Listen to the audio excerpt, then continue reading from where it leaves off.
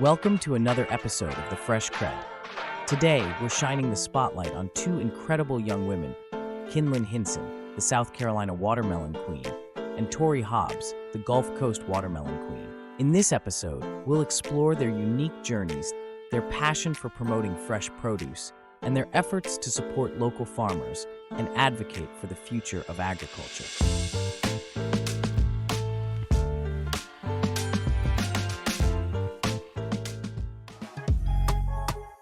This episode is brought to you by HM Produce, your trusted source for the freshest, most flavorful tomatoes in the market.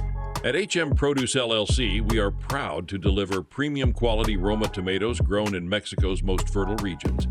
With a commitment to excellence, we've become a trusted name in produce, offering top-tier brands that meet the highest standards. Operating year-round from McAllen, Texas, HM Produce ensures fresh deliveries and unmatched service across North America. Why are people choosing HM Produce? Premium Roma tomatoes sourced directly from the fields to your table. Reliable year-round supply tailored to your business needs. Exceptional customer service that puts your success first. Reach out to Marcelo for inquiries, orders, or partnership opportunities. Email him at marcelo@hmproduce.com or call 956-666-2711. Elevate your produce offering with HM Produce, the partner you can trust for exceptional quality and reliability. So we're now being joined by two of our nation's watermelon queens. First, Kinlyn Hinson from South Carolina, the South Carolina watermelon queen. Yes. Welcome. Thanks for being here. Thank y'all for having me. And Tori Hobbs, the Gulf Coast watermelon queen. I didn't ask where y'all live. Well, I'm assuming you're somewhere in South Carolina. Somewhere in South Carolina, yeah. But city? So the Camden area, Camden. in between Columbia, Bishopville area, right Okay, there. perfect.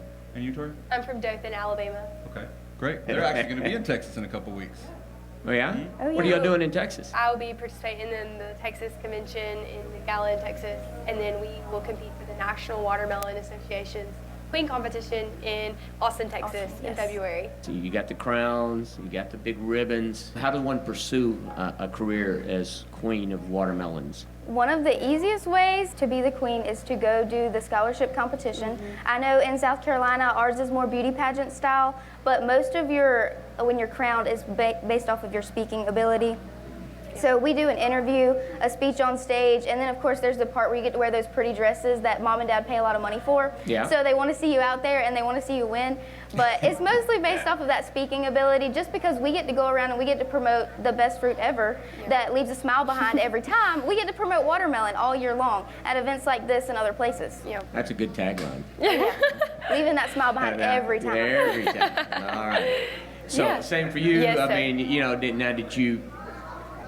is your family, I have to assume they're in the watermelon business?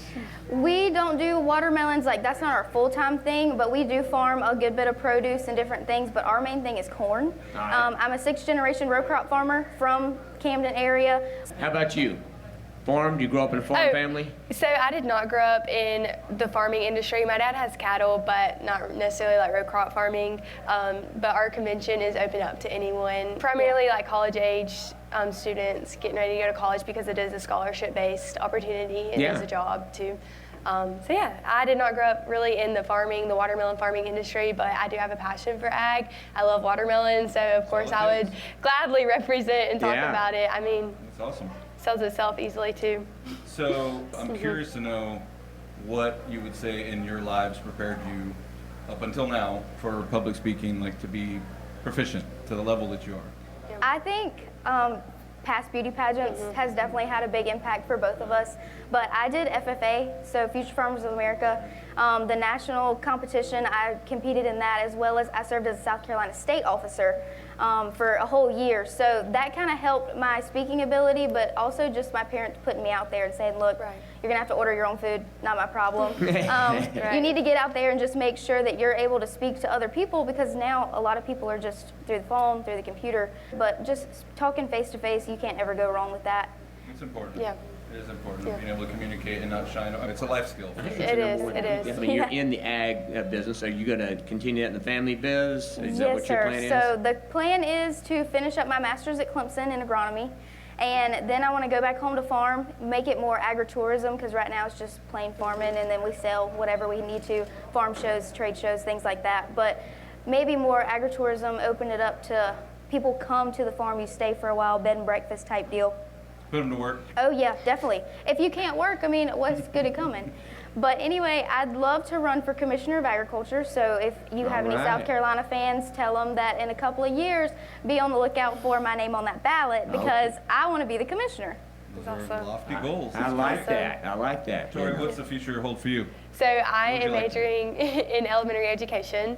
So I love working with kids and being in the classroom and being creative. My goal is to teach in public schools and get a master's in it and hopefully just travel the world in my free time.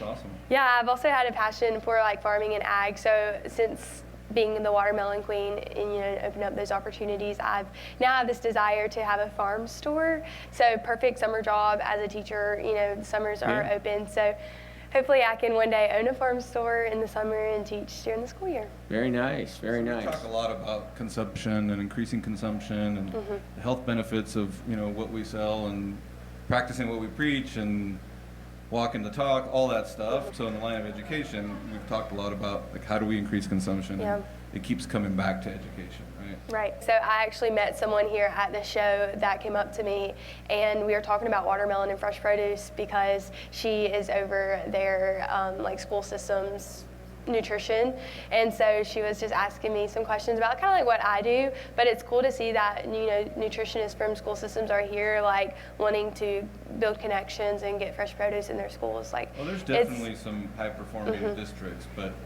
there's a I know lot it's of hard. districts. You need to take watermelon, get the Bama football team to have it on the sidelines, and have that. That's how Gatorade is what it is today because it was invented in Florida. Right. And it's at the Gators. That's why it's called Gatorade. And you do that with watermelons, and you're there.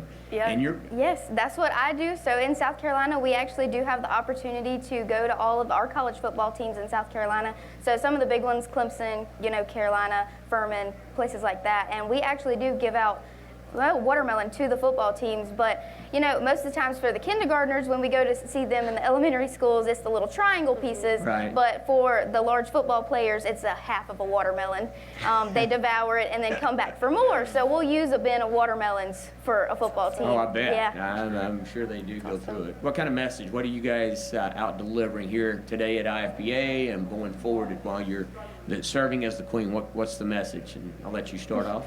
So my goal just being here is seeing the companies that are here with fresh produce, and for me it's cool to see like so many people come globally for one purpose, and that's like to gather around fresh produce and florals. Like that's so cool. But I guess my message was just to be like, just eat watermelon, eat fresh produce, support your local farmers, because it does just go back to your communities, like economies, and it's very helpful. Your farmers need that support.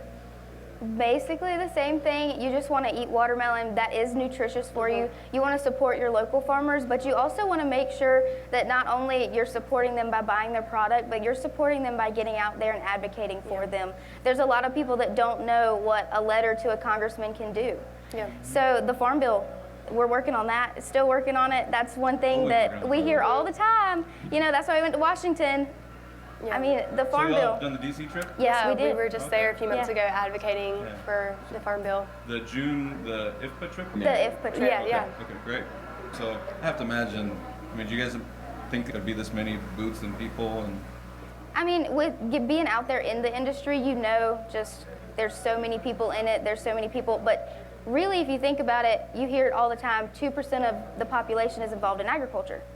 And then you come here and you're like, wow, that's a lot of people, but if you look at the large picture of it all, that's really not as much as you think. Sure. So, Well, I was just going to say, it's not something that, folks are just falling into, Right. farming especially in the United States. Yeah. So it's Yeah. definitely something we need to try to preserve. Oh, yeah. Actually going the other way. Unfortunately, it's actually going the other way. Not a lot of young people looking to do the hard work that is required Yeah. up for Oh, them. yeah. It's one of the places that automation is yet to figure out all the different things that you can Right. do, right? So And the barriers to entry as far as, land costs and, Oh, yeah. education and startup, capital, it's just a lot. Yeah. So, well, we hear it all the time, people aren't educated enough. to know what to look for or what to do next. It's just like our farmers trying to get grants. They can't get the grants they need because they're not educated on the jargon that's out there. That's why you hire a lawyer, right? Because you don't know what to tell them. The lawyer has to put it in the right jargon and get it to you. Yeah. So it's the same thing in farming. If you're not educating the generations, those are the ones that's going to sell the land that you really need. They're the ones that's going to get rid of the things that you need, the old tractors that actually work for you and won't take over. And the new tractors are great. Yeah, I love sitting in an air conditioning cab and pressing a button and just sitting there eating my sandwich. But at the same time, I look at my grandfather and he still wants to get on that tractor with the open cab. And he's like, no air conditioner, no heat, no nothing. And he's happy as he can be. I mean, sometimes you got to get back to those roots, those traditional roots, and say, look, sometimes we're just going to need to educate. Because, I mean, if you're not down with your roots, then what are you going to do? You're going to lose it. Yeah. That's just like a tree. If you pick its roots out, it's not going to stand there much longer. Another good campaign speech there. I'm telling you. Look, you're the first to hear it too, so. There we go. I'm Call telling you, dibs. this is it. We're kicking your campaign off right here. Oh yeah, right here, You're right now. Well, thank you for joining us for sure. I'm glad Thank you y'all for have had a having great us. time. I'm assuming you're wrapping it up as far as like your day on the show floor, right? Yes, sir, we are. I know my feet are killing me. I've gone down there a couple times, so, but we're all. Yeah, exactly. But we do thank you guys for taking a little time out of your day to come sit down with us. We appreciate it. And thank So you. you have 6 months left, or how many months is that to the competition? Until February. Until February, yeah. Okay, so 4-ish months. Yeah, of course. Yeah. It'll be here Awesome. before we know it. I Yeah, know. and on our behalf, thanks to the Wiggins family. They're Yeah. a supporter yes. of the show. Yes, Yeah. definitely. Shout out to Jesse. Yeah, for sure. Jesse James. Folks over in East That's a- Texas, now beautiful that's a handle. Nacogdoches. Huh? Thanks, guys. Thank y'all. Thank you. Thank you for joining us for this episode of the Fresh CrEd. It's been a privilege to sit down with Kinlyn Hinson and Tori Hobbs and hear their inspiring stories about promoting fresh produce and making a difference in their communities. A special thanks to our title sponsor, HM Produce, your trusted partner for premium Roma tomatoes sourced directly from Mexico's finest growing regions. If you enjoyed this conversation, don't forget to follow the Fresh CrEd on your favorite podcast platform. Stay tuned for more interviews with the people and ideas shaping the future of produce. Until next time, stay fresh.